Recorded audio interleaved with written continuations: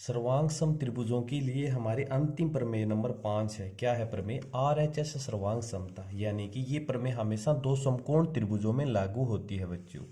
इसका कथन ये है, यदि दो समकोण त्रिभुजों में एक त्रिभुज का कर्ण और उसकी एक भुजा दूसरे त्रिभुज के संगत कर्ण और उसकी संगत भुजा के अगर बराबर हो तो वो दोनों त्रिभुज आपस में क्या होते हैं? सर्वांग सम होते हैं। कहने का मतलब क्या हुआ? आप एक त्रिभुज ABC बना लीजिए, समकोण त्रिभुज। एक तो हमें ये त्रिभुज दिया हुआ है ABC और यहाँ पे B पे समकोण है, और एक त्रिभुज हमें यहाँ पे दे रखा है त्रिभुज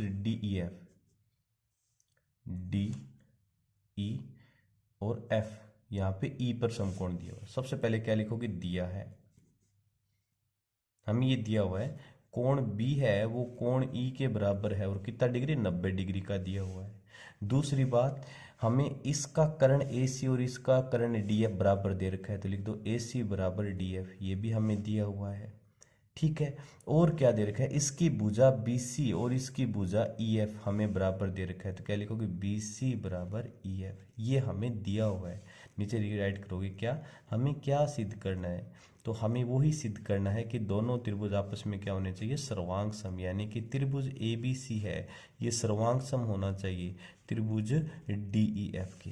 वापिस इसमें भी हम थोड़ी सी रचना करेंगे, और रचना हम क्या करेंगे? हम क्या करेंगे बच्चों, ये जो हमारी AB भुजा है इसके बराबर इस D भुजा को आगे बढ़ाता हूं EG तक। किस प्रकार बढ़ाया कि जो AB है वो इस EG के बराबर हो जाए, और फिर हमने इस FG को मिला दिया। तो क्या लिखोगे? D भुजा को G तक इस प्रकार बढ़ाया कि AB बराबर EG आ जाए। ठीक है, फिर हमने क्या किया? FG को मिलाया, FG को मिलाया। ओके, अब आ जाओ उत्पत्ति में। तो हम क्या करेंगे? एक तो त्रिभुज ABC ले लेता हूं, तो त्रिभुज ABC तथा दूसरा त्रिभुज में क्या लूंगा? GEF ले लेता हूं। त्रिभुज GEF में बताओ क्या क्या बराबर होगा दोनों में? तो क्या राइट करोगे? AB जो भुजा है वो हमारी G के बराबर है। क्यों? हमने रचना में इसको मान के चले थे, रचना से। दूसरा, कोण B बराबर कोण E, क्यों? हमें दिया हुआ है, और तीसरी बात BC है ये बराबर होगा हमारा EF के। ये क्यों? ये भी हमें दिया हुआ है क्वेश्चन में। तो कौन सा रूल लगेगा बच्चों? कोण बराबर, या फिर इसमें लगा सकते हो EG भुजा EB के बराबर, फिर कोण बराबर, और फिर भुजा बराबर, यानी SAS सर्वांग समता से। इसलिए भुजा कोण भुजा सर्वांग समता से क्या रिजल्ट आएगा? त्रिभुज ABC है ये हमारा सर्वांग सम हो जाएगा त्रिभुज GEF के। और आप जानते हैं सर्वांग सम त्रिभुजों की संगत भुजाएं क्या होती हैं? बराबर होती हैं।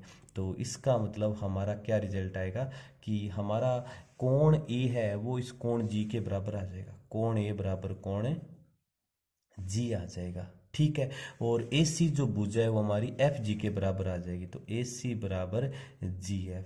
ये क्यों आया? CPCT से लगा देना। किसकी वजह से हो गया? CPCT का मतलब सर्वांग सम त्रिभुजों की संगत भुजाएं बच्चों हमेशा क्या होती हैं? बराबर होती हैं। AC बराबर GF। लेकिन हमें पता है, क्या पता है बच्चों? AC बराबर हमारा किसके दिया हुआ है? DF के बराबर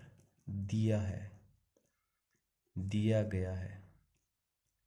इसका मतलब हमारा AC GF के बराबर आया, और हमें AC DF के बराबर दिया हुआ है। इसका मतलब GF और DF आपस में क्या हो जाएंगे? बराबर हो जाएंगे। तो क्या राइट कर दोगे?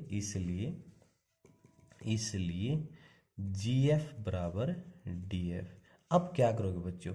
त्रिभुज DFG वाला, ये वाला त्रिभुज आप सेलेक्ट कर लीजिए। कौन सा त्रिभुज? DFG में। तो हमारा जो GF और DF आपस में बराबर हो गए, और आपको पता है वो त्रिभुज जिसमें दो भुजाएं बराबर होती हैं उनके समूह कोण हमेशा क्या होते हैं? बराबर होते हैं। तो क्या लिखोगे? इसलिए त्रिभुज DFG में GF बराबर आ गया DF के। तो GF का जो विपरीत कोण होगा हमारा कोण D, तो कोण D बराबर कोण G। और इसका रीजन क्या लिखोगे? बराबर भुजाओं के विपरीत कोण बराबर होते हैं। बराबर भुजाओं के समूह कोण, बस इतना लिख के छोड़ सकते हो, क्योंकि आपको पता है बराबर भुजाओं के समूह कोण हमेशा क्या होते हैं, बराबर होते हैं। कोण डी बराबर क्या आ गया, कोण जी आ गया। लेकिन हम पता है कोण ए और कोण जी को हमने अभी प्रूव सिद्ध किया था, ब्रैकेट में लिख देना, सिद्ध किया है। इसका मतलब डी जी के बराबर और ए जी के बराबर, तो इसलिए कोण ए बराबर क्या आ जाएगा, कोण डी आ गया हमारा। अब वापिस चलो किस में, त्रिभुज ए बी सी तथा त्रिभुज डी ई एफ के अंदर। बताओ क्या क्या लिखोगे यहाँ पे, कोण ए बराबर कोण डी हमने सिद्ध किया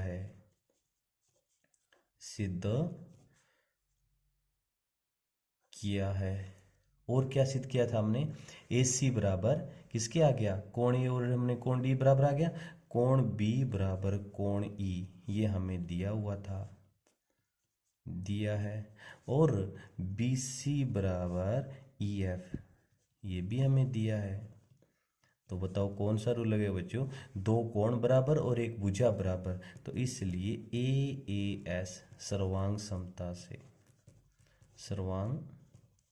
समता से क्या रिजल्ट आ जाएगा, रिजल्ट आएगा कि त्रिभुज आपका ए बी सी है ये सर्वांग सम हो जाएगा त्रिभुज डी एफ के।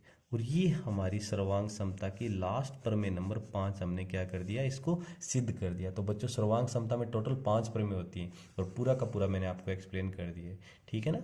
Okay, welcome dear.